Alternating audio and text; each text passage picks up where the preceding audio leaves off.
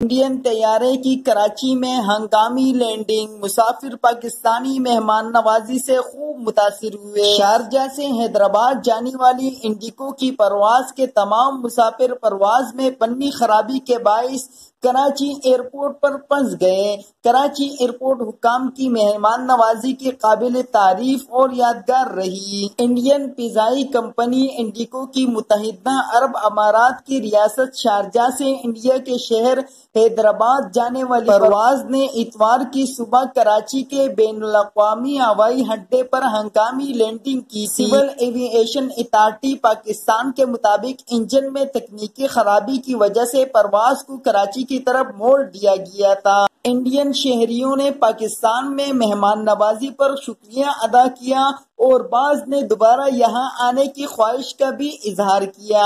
Civil ایوی ایشن authority کی جانب سے مسافروں کو تبصرے کے لیے دیے گئے کارڈز پر ایک مسافر نے لکھا ہے کہ انہوں نے ہمارے ساتھ وی آئی پی جیسا سلوک کیا۔ میں واقعی پاکستان کا شکریہ ادا کرتا ہوں۔ ٹویٹر پر کراچی میں پرواز اترنے پر خوب طنز و مزاح بھی کیا گیا۔